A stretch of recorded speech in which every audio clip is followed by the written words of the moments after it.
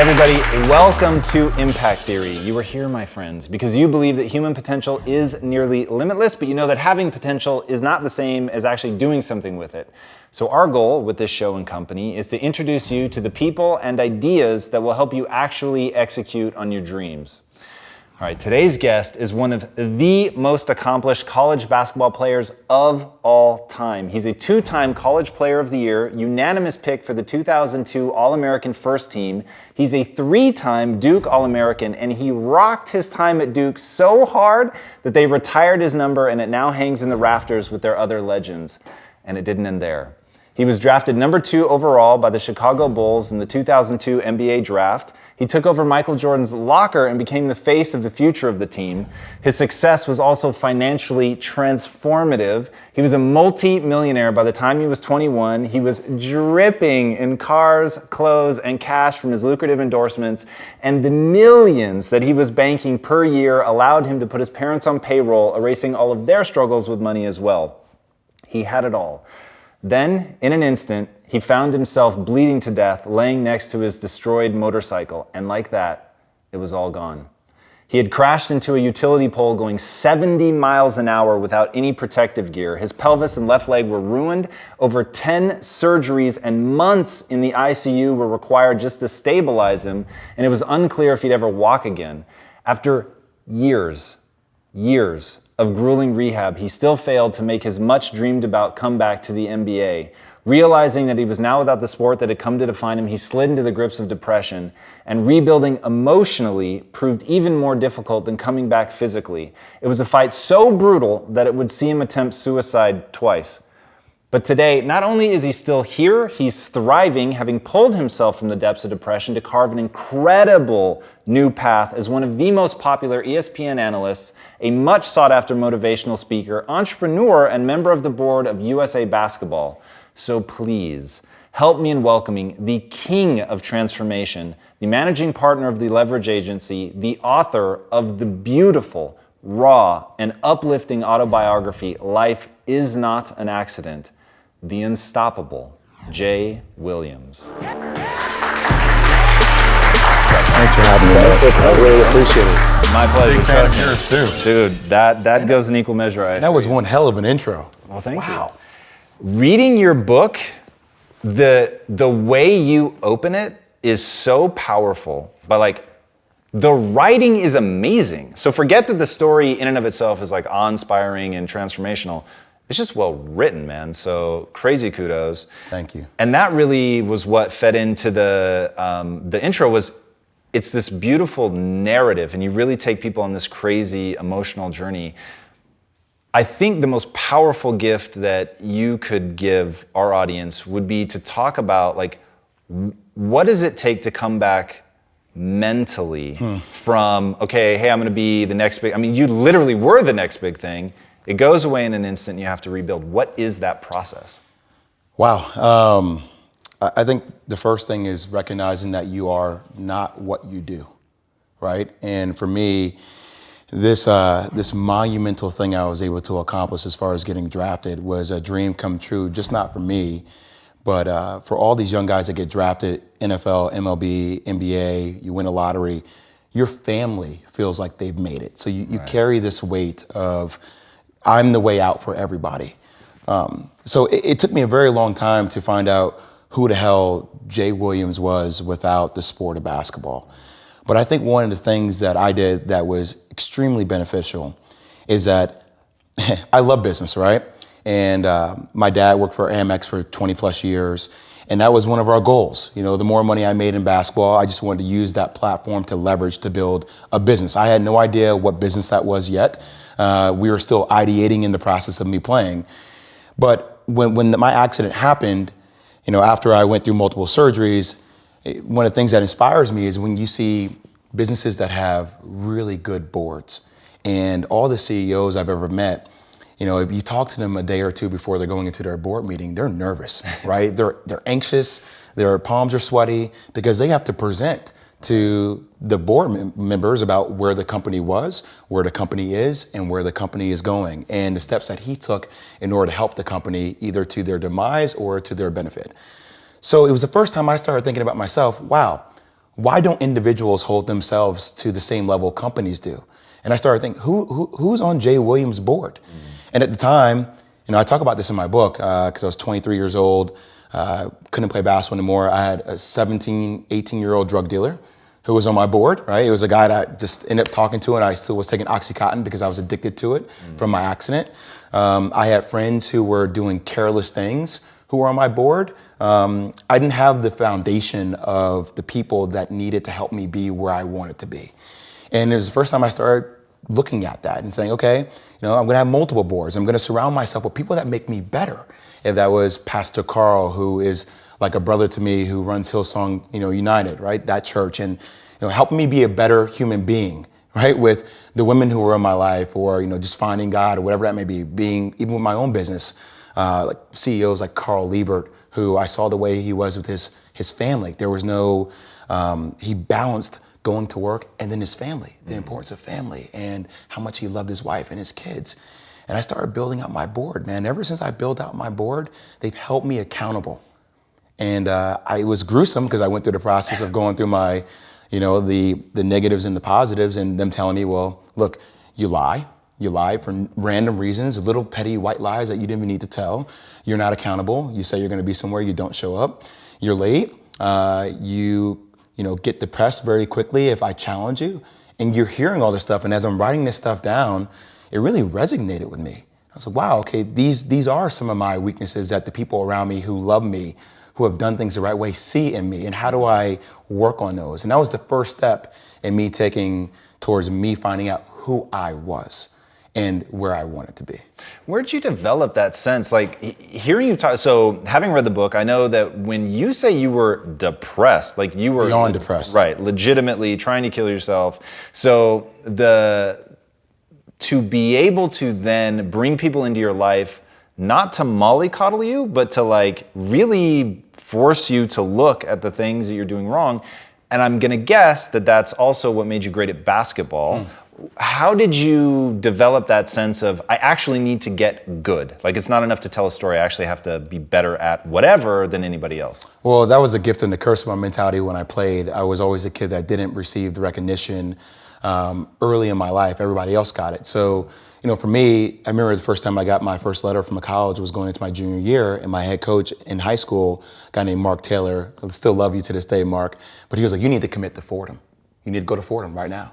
I don't know if the opportunity is going to be better for you. And I remember thinking to myself, wow, okay, like, do I commit to the first school that sent me a letter, or do I have this tattoo on my wrist? Where actually the first time I tried to commit suicide, I tried to cut my wrist that says believe, because my mother's always talked about either if you don't believe in yourself, then who's going to believe in you?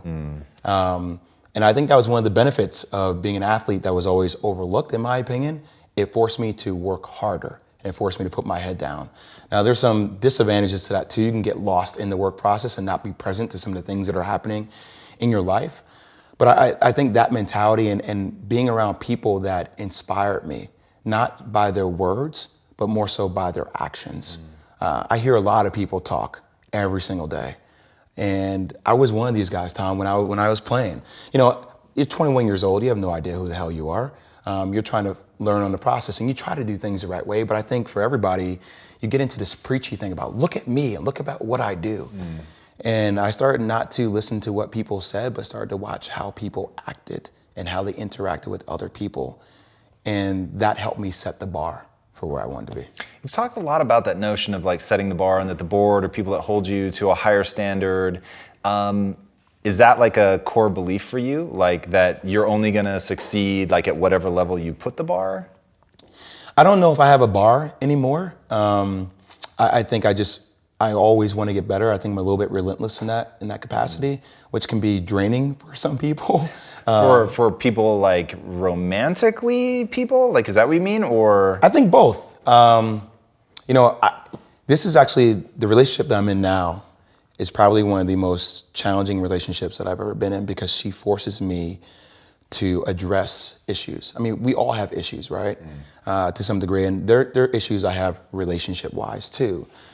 But when somebody forces you to address and you allow yourself to be vulnerable and you try to communicate the worst parts about who you are, that overall, that sheds you, right? It's so rewarding to almost feel like you're coming clean. That's what writing my book was for me. Right. And nobody knew I tried 2 attempts at suicide. I thought that, gave insight into my weakness. But, then you start talking to other friends. One of my really good friends who was my lawyer got a divorce. His wife up and left him, really didn't go through therapy, just kind of on a whim, was gone. And I started thinking about, for the first time, wow, that's his accident. I'm watching him go through the same thing I went through, just in a different vertical, a different silo. So helping other people address their issues while I'm still learning myself. Right. I'm only 35 years old. I don't have all the answers too. So I think I'm starting to appreciate the process. And I found relevance in the process of, it's not always going to be easy. There are going to be challenges. There's still going to be curveballs thrown at me. But I can't become introverted. I have to continue to get outside myself, because when you're uncomfortable, that's the only way you're going to grow. Right. I love that. And those are like words to live by, in my opinion. One of the things that I loved about your book that you were just touching on is you were crazy raw, crazy vulnerable. And in that, it made me trust you, which one thing that I find is when you lower your defenses, you're not trying to posture, there's so much power in that. I want to read you one of the quotes that you put in your book, because this was the moment where I was like, okay, I'm with you now. Up till that point, I was trying to understand, but then when I read this, I was like, I'm with you. If I tell you I've made peace with this, don't believe me. I will never be fully at peace knowing that my fate wasn't for lack of talent or an erosion of skill caused by age, but rather a direct result of one stupid decision that refused to release its hold on me. How do you think about that? Because you've talked about if it's not that you've made peace with it, what is your relationship to what happened? It's an ongoing process. I'm not going to tell you it doesn't piss me off sometimes when you're watching the game, and more so for the love of the game now. Sure. Than for the monetary value that came along with the game. I think for 10 plus years after my accident, I held a lot of animosity, because I see guys that I was better than, that I thought I was better than. I thought I was better than everybody. I mean, that's you have to be crazy to be great at something, right? Right.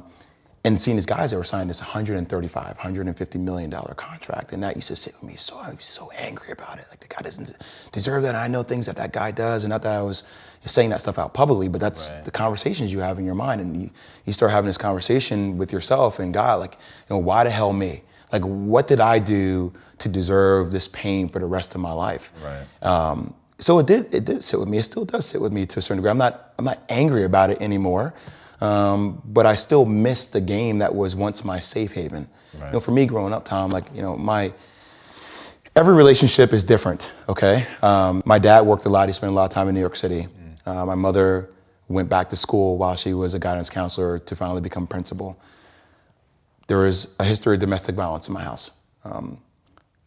I think learning about who I was and why I made my mistake allowed me to open my eyes up to finally forgive my father about the mistake that he made with my mother. Now, I don't know if my mother will ever forgive my father for that, but for me, it was a process of learning about life in general, and about, hey, who I was 15 years ago, maybe I wasn't trying to be the best version of me.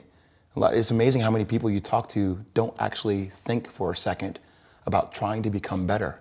You're so busy in the minutia and the clutter that you're running through your life with your head down. And it was the first time I had to sit and evaluate. And that process within itself is rewarding, peaceful to my soul and my spirit, but still drives me, because I still know I have such a long way to go, and I have to continue the process. It never stops. Right. Yeah, I mean, I really, in fact, I'll just address this directly to you guys. Read the book.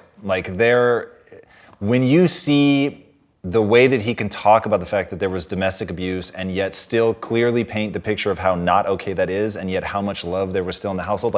I'll never be able to capture it, but in the book, it was really incredible. And it was one of the ways that I felt like you were coming to terms with sort of the imperfections of everything, and finding a path through life and doing something interesting. And I want to go back to the concept of you have to be crazy to be great at something.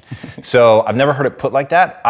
I agree with that so like violently that when you said it, I wanted to like flip my chair up and scream. Like you literally, and this goes back, and it is so fucking poetic, dude, that when you tried to commit suicide, and I know life isn't a poem, but like the fact that you tried to scratch through that, I had the chills again, but it gave me the chills when I read it in the book. I was like, oh my God, like literally, I was like, you can't make this shit up. The fact that you were trying to scratch that word out in particular, but that was the thing that had already made you great. And of course, at that point, I'm like prognosticating into the future of the book, and I'm going, I promise it comes back to at some point he begins to believe in himself in something else. And of course you do, and like we'll get into the ESPN thing and how you end up getting really fucking great at that by practicing and doubling down and getting good. But talk to me, like, when did you develop it? Do you remember like cultivating that sense of, okay, I'm not getting the feedback, so I have to believe in me?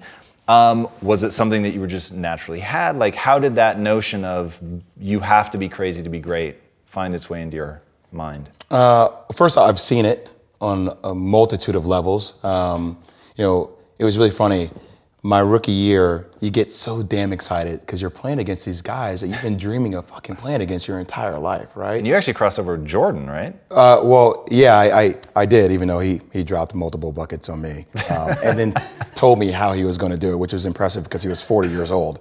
It still pisses me off to this day. I don't know if you can tell. But I remember we were playing against the Lakers, Tom, and we were out here in LA, and I always try to outwork people, right? That's just how I made my mark. So the game was at 7. I was like, you know what? I'm gonna come to the Staples Center because we're playing. This is when the Lakers had Kobe and Shaq. Right. Okay, this is like the championship Lakers. I was like, I'm gonna get there at 3:00, and I want to make sure I make 400 made shots before I go back into the room, and then I sit in the sauna and I get ready for the game. So, get in the car, get to the gym, get there, and as I'm walking onto the court, who do I see? I see Kobe Bryant, already working out. And I'm like, okay, it's kind of cool. It's Kobe. What's up, Kobe? And so I put my sneakers on. And do you ever get lost in what you do, where you end up like, wait, it's been an hour and a half. Like I'm here. I'm in it. So once I set my foot across that line, I started working out. And so I worked out for a good hour and a half. And when I came off after I was done, I sat down, and of course I still heard the ball bouncing. I look down, I'm like, this guy's still working out? He was working out for it looks like he was in a dead sweat when I got here. Right. And he's still going. And it's not like his moves are nonchalant or lazy. He's doing like game moves, right. I sit there and I unlace my shoes. I'm like, I want to see how long this goes. So I sit out there and watch another 25 minutes.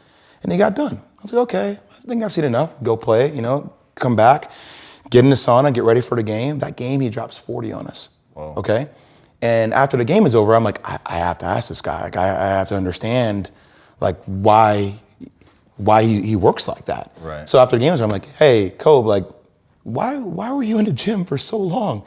He's like, because I saw you come in. and I wanted you to know that it doesn't matter how hard you work, that I'm willing to work harder than you. Wow. And he's like, there's nothing wrong with that. Like, I'm not saying I dislike you as a person.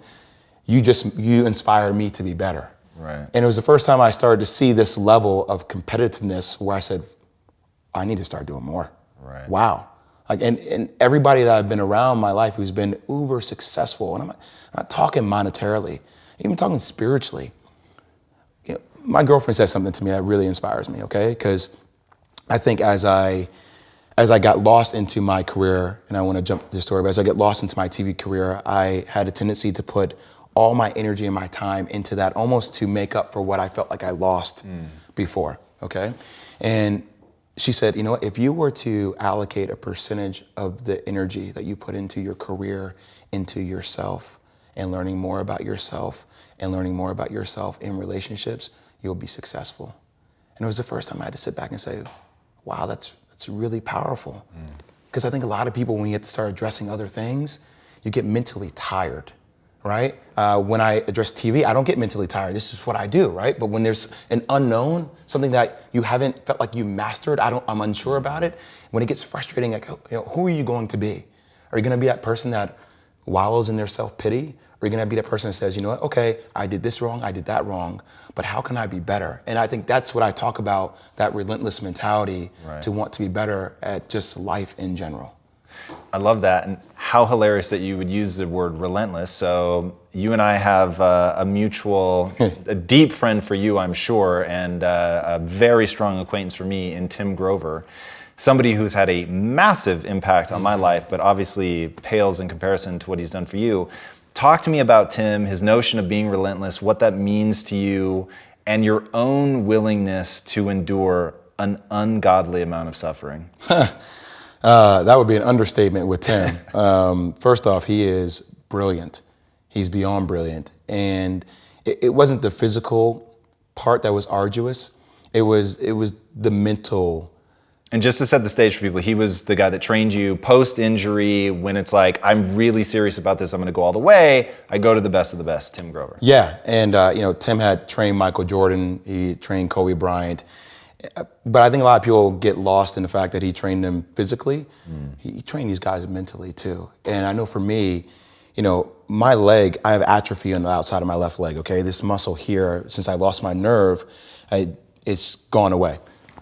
And I have drop foot. So my game had to change. And very much like life, you're used to doing one thing at 21 is different than when you're 35 years old, right? And I had to be open enough and vulnerable enough to accept the fact that my game had to be different in order for me to be effective. Right. But like I said earlier, it's so hard when my brain sees things and my body before. I guess this is a gift of being an athlete to that caliber.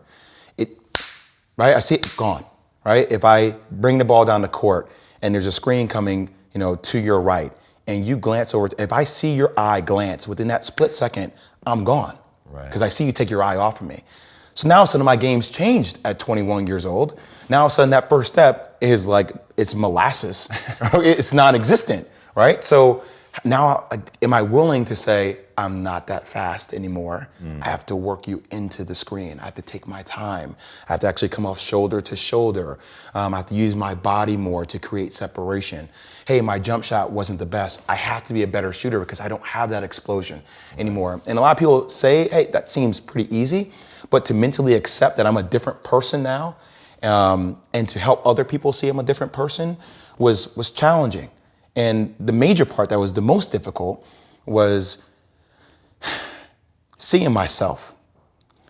So as an athlete, I was used to people looking at me in a state of awe, right? And it was something you thrive for, you work your entire life for. So when the kid or when somebody would come up to me, they're like, oh my God, Tom, like your show is amazing, right? And you're used to that affirmation of what you do. You're like, all right, it's worth me putting the time. Whereas that look for me changed, and that look really made me depressed too, because it was a look from, oh my God, you're amazing, to a look of, oh my God, I'm so sorry. Right. Or what happened? Or you used to be that guy before you messed up. And people don't say things maliciously. They say things more so because it's awkward and they want to start a conversation. And those things would drive me insane. And Tim forced me to talk to him about those things. It was the first time I started having conversations. I'm talking like on the court. I'll be on the court doing a drill, and he's like, you have drop foot.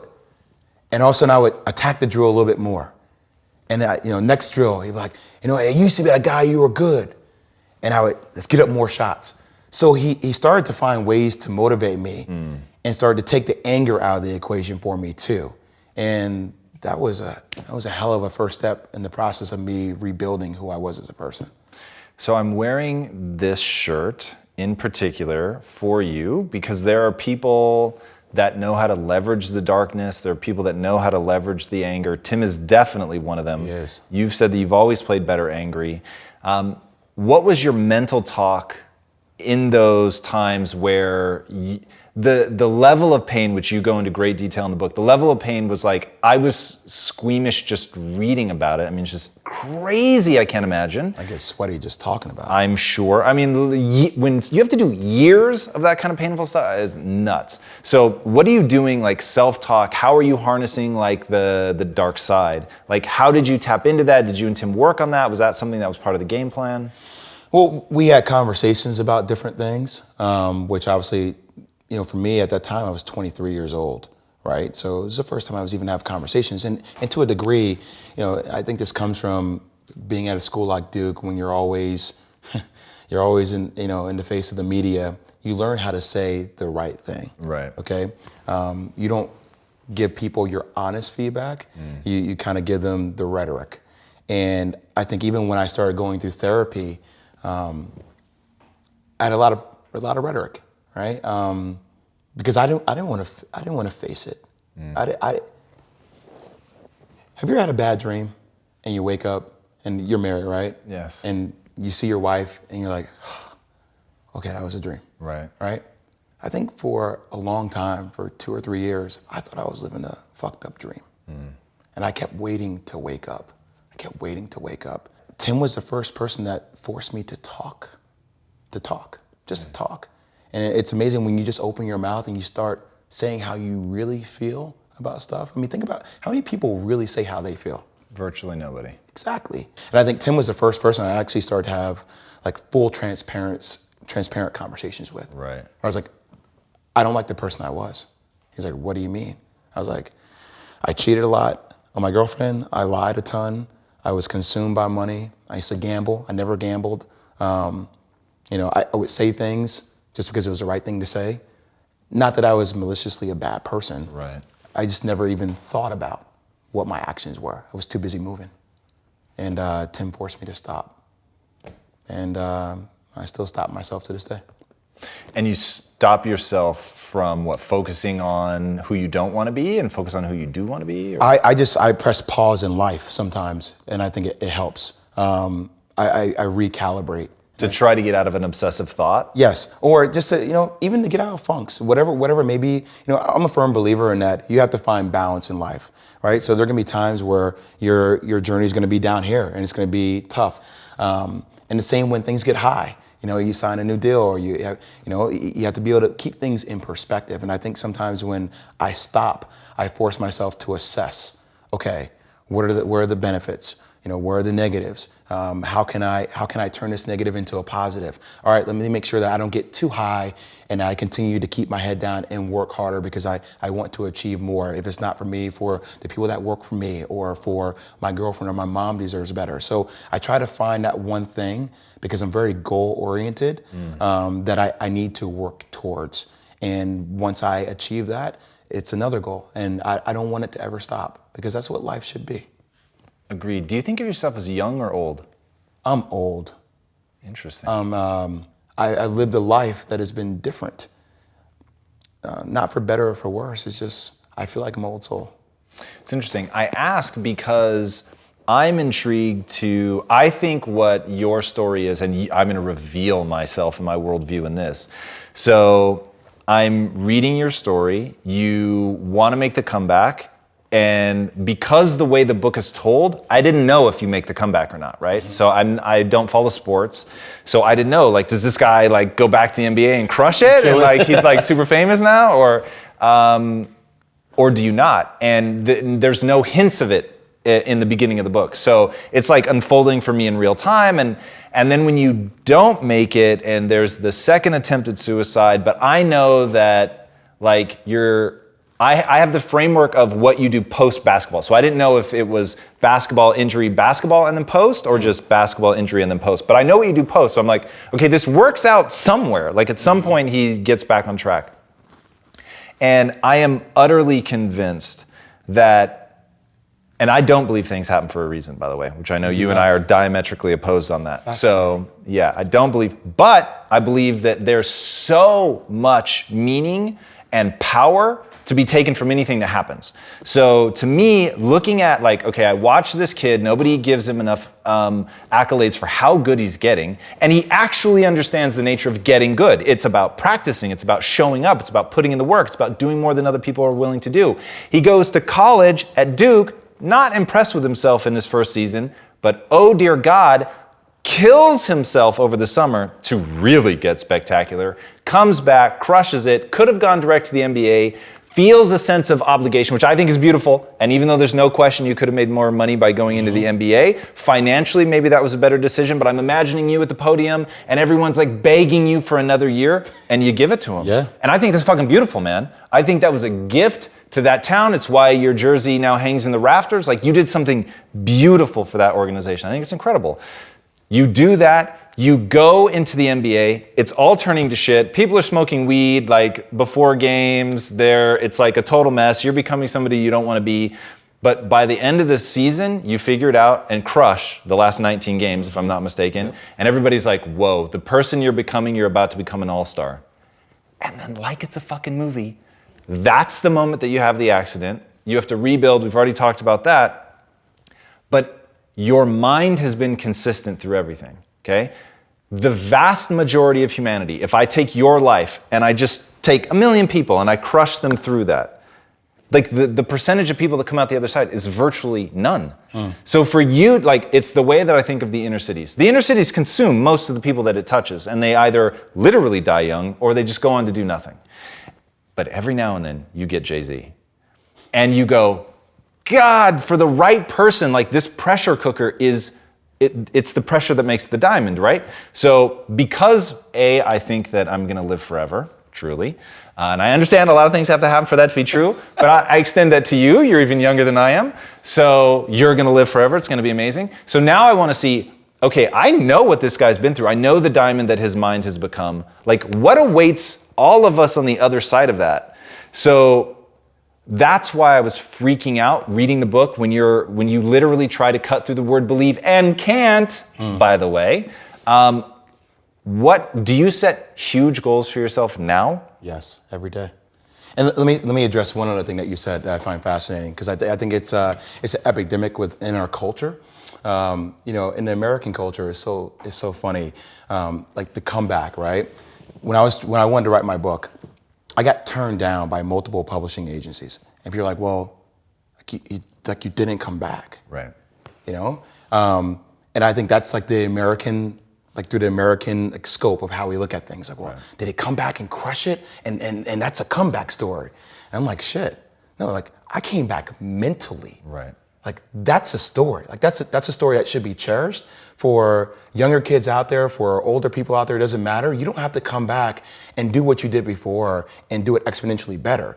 You have to come back better as a person and really value that process. Right. Like that's a comeback. Like that should be an American story.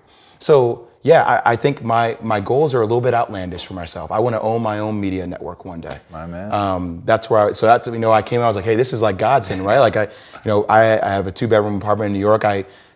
My mom comes and unfortunately there's a big camera in the room and there's lights and she's like, are you filming me while I sleep? And I was like, no, but now I may, because it may be interesting content, But like I think about, hey, how can I be bigger and better? And I think about now, how can I break outside this mold of just being a college basketball analyst? Right. That's how I got my foot in the door at TV. Right. But I'm infatuated with the process of TV because as you know, it's amazing when you have to be vulnerable to talk about issues that a lot of people aren't willing to talk about on TV. Like there's something special about that. So if that's me having conversations with somebody I'm interviewing or me being lost in, telling dialogue, I love it. Like it's my passion. It's my new basketball court. Yes, I love that, man, so much. So my thing is, you said something, it was in the book. You said the reason that this has become like the American like narrative for the comeback story is because it erases the mistake. And I thought that is such a powerful insight. That is exactly why, one, you would want to come back for yourself, right? So then you can stop feeling bad about it, right? Because you're playing it in your head, exactly. 24/7. Right? So, and then the other is it would give hope to the people watching you that I could erase my own mistakes. Like there is a way to erase it. Now, I've never thought of it like that. I think it's a really powerful insight, but the way that I do think about it, I read one time, never let your past be bigger than your future. And like you, so I built $1 billion business. I'm familiar. And now I've started something new, right? How the fuck do I top that? So now going back to my obsession with your tattoo, I have to be crazy enough to believe that I can actually build something bigger than that. And that will ultimately be small potatoes. But now I know that when I was doing it and we achieved it and it was more than $1 billion, that I was like everybody else, like, this really just fucking happened? Like, I'm as shocked as anybody else, right? Like, we set out to build something, it happened so much faster, like, all of it was a surprise. So to now go, okay, well now I've totally redefined what's possible. Like, dreaming at that level was my, like, crazy big idea. Oh my God, like one day, like, cause my number is actually 100 million. I just want to get to 100 million. So when we like smashed through, got to $1 billion, I was like freaking out, right? So then it resets you. So now my obsession is what I'll code name terraforming. Okay. So Elon Musk is going to terraform Mars. So he's literally going to put a colony there. They're going to build an atmosphere on a planet. That to me is like the definition of dreaming big, right? Like when you're prepared to say, okay, I want to terraform that planet. That means I have to build a rocket ship and, like work your way back to all the things that he's had to do to get to that point. He's amazing. Even what you hear what he's doing with the whole freeway system. Yeah. That's crazy. Go from downtown to LAX in like 5 minutes. I'm like, God, I'm sorry. No, please. I mean, you're right on the money. I mean, that's exactly what I'm talking about. So my thing is like seeing you now building dreams that are bigger, like, and that's why I asked you if you think of yourself as old or young, and I get what you're saying by being an old soul, but at 35, I hope I can convince you that you're a baby and that you've got so much of your life. I'm a baby, right? We've got so much of our lives left to live, there's so much time to learn and grow and get better, that to fail to believe that you could do something bigger than being drafted. Like that would be my coping mechanism, right? Like I would immediately go, okay, cool, that's done. I'm not gonna look back, but I am going to do something bigger. I am going to do something better because it's exciting, and you have given me the insight that in some way that would erase that mistake. You know, it's funny too, for a while, and you're dead on with that. I associated bigger with monetary value. So for me, it was like, hey, I could have made $250 million in my NBA career. How do I achieve that? Right. Like that's the goal. That's what bigger means. And bigger has changed for me to now meaning impact, right? So yes, I do want to have my own media network one day. I do want to help other people film content. I love content, but I rather it be, I don't worry about the money now. The money's going to take care of itself. If I impact people, the rest will happen. Me telling my story was selfish at first because I wanted to write a book for me. I needed to write a book for me. I needed to sit down and really go through the shit, the good, the bad, and really write it out. And I didn't even know if I wanted to share it at first because a lot of people, when they write a book, they're not gonna be fully transparent. They're gonna be worried about what is my image I'm portraying to everybody else? Is this gonna hinder me from getting other deals? Can I lose deals that I currently have? And writing it, after I got done, I was like, whew. It's like, wow, shit, that feels good. It feels good. And it didn't matter what people said, good or bad. Some reviews killed my book, other reviews loved it. I didn't write it for them at first. And then after I started hearing people tell me their stories, oh shit, like this is what it's all about. And I used to say it all the time, why me, why me, why me? And all of a sudden that conversation changed to, like why not me? Like why not me? And I think the more you can start looking at facing adversity by saying why not me, you approach things with a completely different mentality than a person who feels like they're going to be a victim. You start becoming the hunter again. And the more you can stay with that hunter mentality, it will pay dividends down the line. Dude, I love that. Thank you for that one. I will remember that. Oh, thank you, man. Are you kidding me? I wish I had my notebook. I'm writing down all this stuff mentally right now. So walk me through, do you know who Stephen Hawking is? I do. Okay, so you want to talk about losing your body. Yeah. And he's got an amazing quote that really empowered me. And he said, when you complain, nobody wants to help you. Which I just thought, okay, if he's talking about that, if he's talking about like not to be a victim, and he in very similar ways to what you're talking about is now you found this new purpose, you're gonna be able to help people specifically because you were in the accident. He said, look, I've made these contributions to physics because I lost my body. And up until that point, I was sort of a lad, went out drinking and partying with the boys and never really took school seriously. And it was only in these moments that I really, as I lost my body, it forced me to really focus on my mind and build something incredible. That concept to me is is pretty breathtaking. So while I don't think things happen for a reason, it's incredibly powerful to see the wisdom that people can mine from whatever's happened to them. If they choose. If they choose, for sure. And I think choose is a really imperative word, because a lot of people choose not to, follow up on things that happened in their past or sit time to reflect. And that's why, like I alluded to earlier, it's amazing. It's like this hamster wheel that people are just, I see it all the time. I think New York City is a prime target for it, because I can walk down the street and it's, look, there's an epidemic with homeless people in New York, right? I think that's throughout our country too. And there was a guy who lived outside my apartment, and I have a place in Tribeca. I've worked really hard for it. And it would shatter my soul every morning when I would get up in my apartment and I have these big windows and I look out and I see this guy who's homeless, right? And I was sitting there one day and I saw so many people just going by him, just on their phone, not paying attention to him. Not that he was looking for attention at all.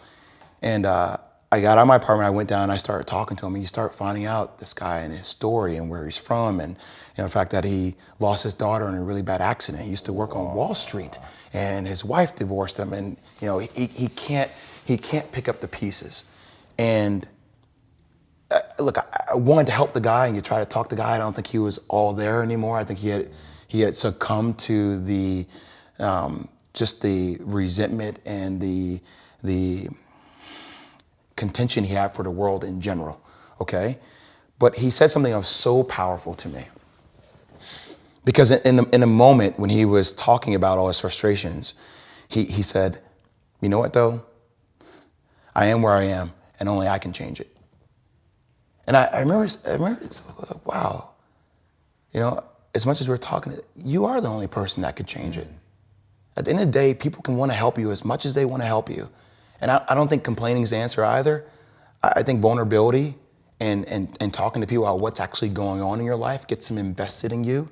And the more you listen to them, gets them invested, you invested back in them. And that's when a bond is formed. But that person can only take you so far. You have to want to take yourself to a different place. And if you don't have that, then you're going to stay stuck. And a lot of people choose to stay stuck. And we see it every single day. So that always scares me. He's self-aware enough to know that he is the problem and the solution.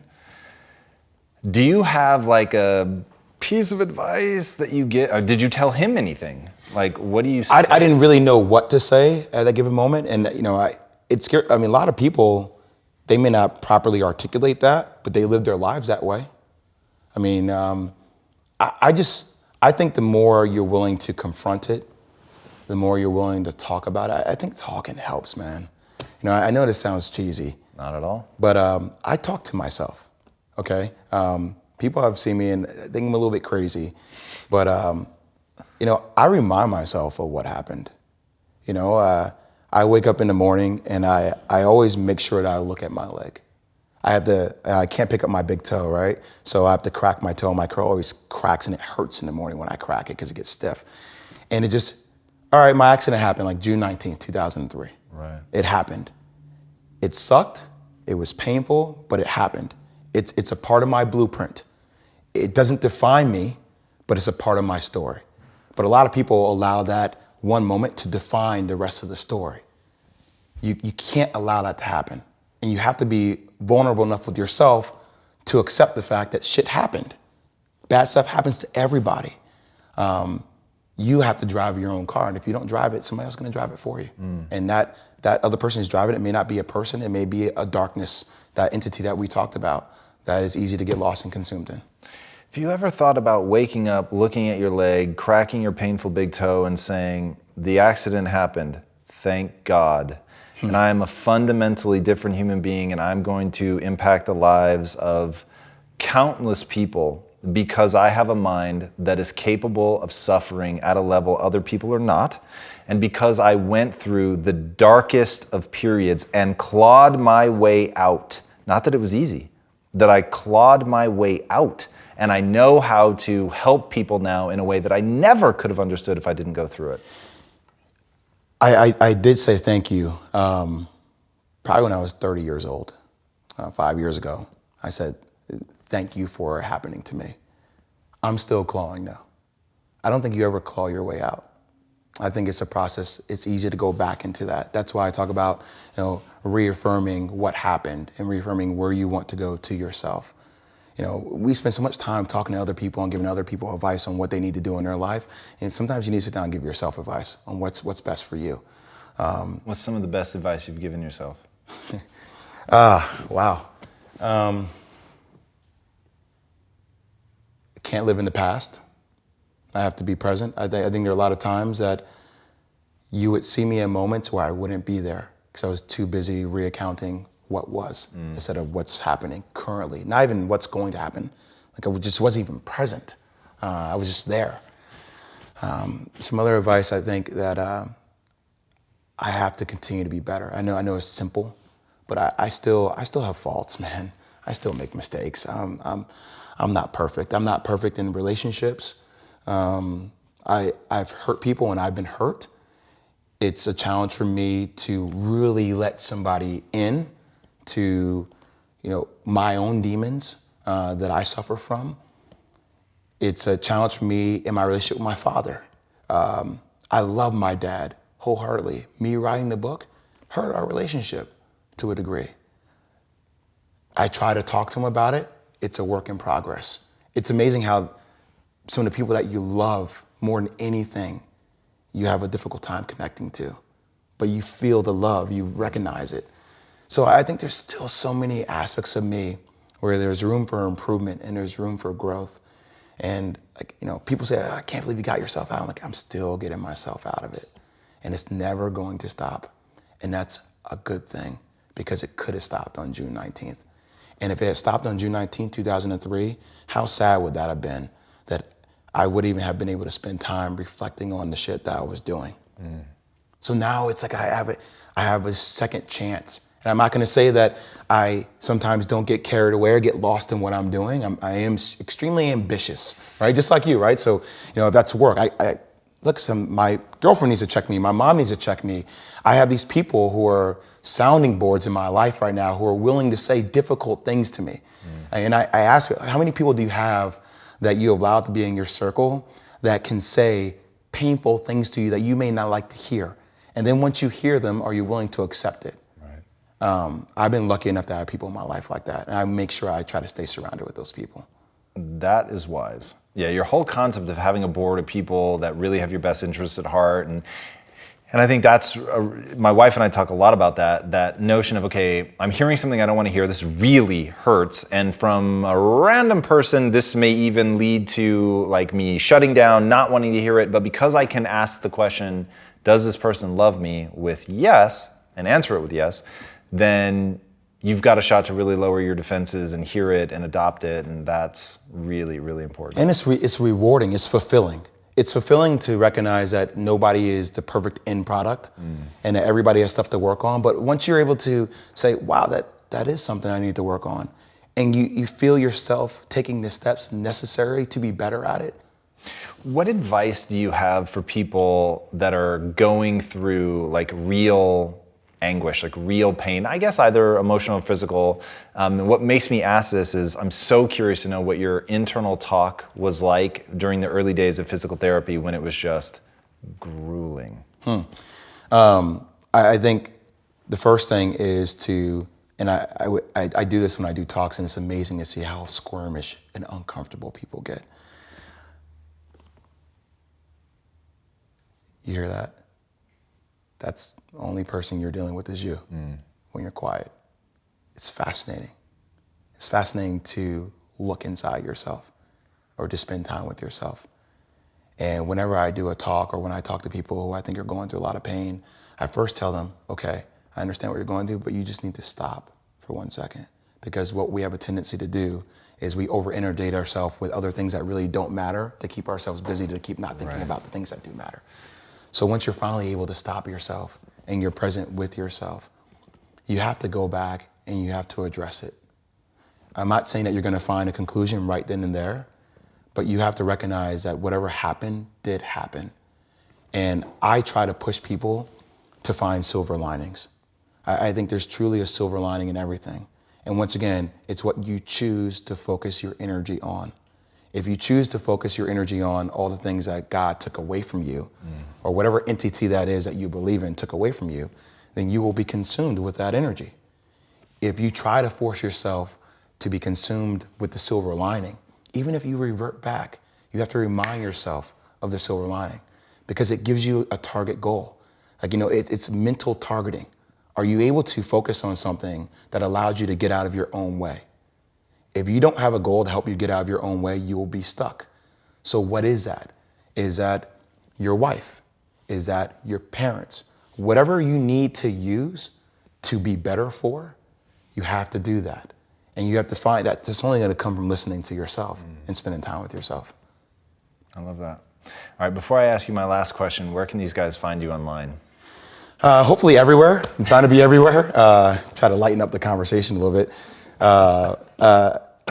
I do stuff all over. I mean, social media between Twitter, Instagram, and Facebook. And I'm trying all these different new shows. I'm trying to pitch a show called FU Money because I'm fascinated to hear what people's numbers are. Everybody has a number in which they feel like they can, accomplish something. And it's amazing sitting down and talking to people. Some people's numbers are 2 million. Some people's numbers are 500 million. And some people's numbers are 20,000. Right. And it's not about the money at all. So, doing stuff like that, I'm dying to break out and be involved in entertainment, do more sit-down talks with people. And I think there's this beautiful collision between culture, sports, and politics right now. And it's so fascinating to watch different people decide to step up out of their particular silo and speak out about other issues that aren't the ones that they work in, right? And how you respond to that. Like, people saying to me if I make a comment about where we need to be politically. And I'm not saying that I'm for Trump or I'm against Trump. I don't agree with a lot of stuff Trump's doing right now, but he is our commander in tweets. Our commander in chief. You got that. So I did a little series called Reunited States of America, where it was fascinating for me to do a social experiment and to see if people are willing to listen to what other people have to think. So I sat down with a gay couple. There were 2 Caucasian males who were Republicans, right? Which is almost, wow. Yeah, it's oxymoron within itself, right? To a certain degree. And they talked a little bit about the history and about, things that happened to them in their family and why they voted for Trump. But I didn't, I think all these people that I sat down with expected me to kind of retort and have somewhat of a contentious dialogue. And I just sat there and I listened. And then I let that stuff play across all my different social media channels. And everything starts with a conversation. And if you're not willing to hear the other side and understand where the other side is coming from, you can still disagree on a multitude of issues.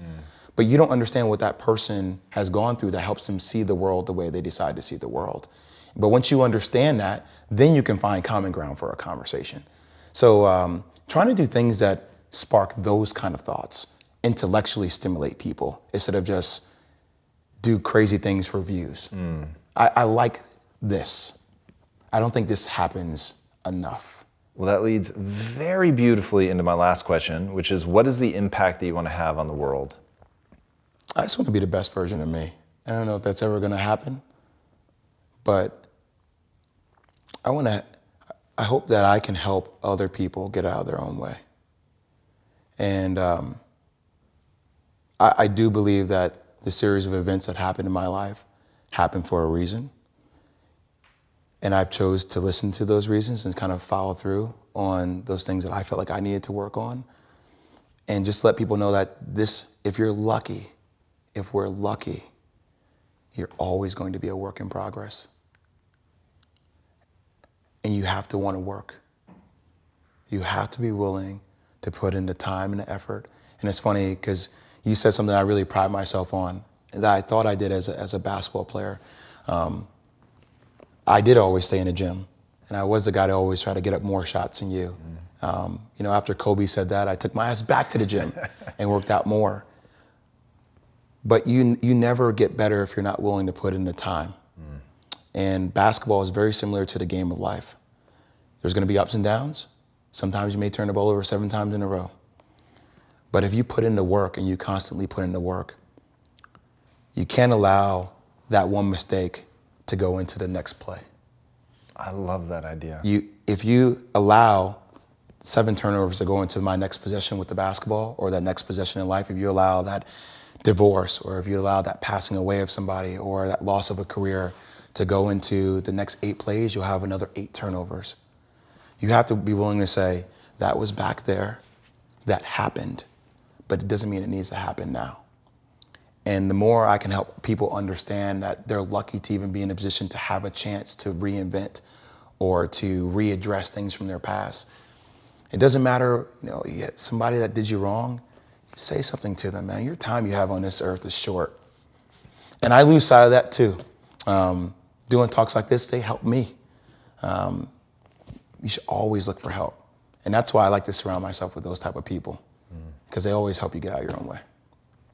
I love that. Brother. Jay, thank you so much for coming on the show, man. That was amazing. You're awesome, dude. Thank you. Guys, all right.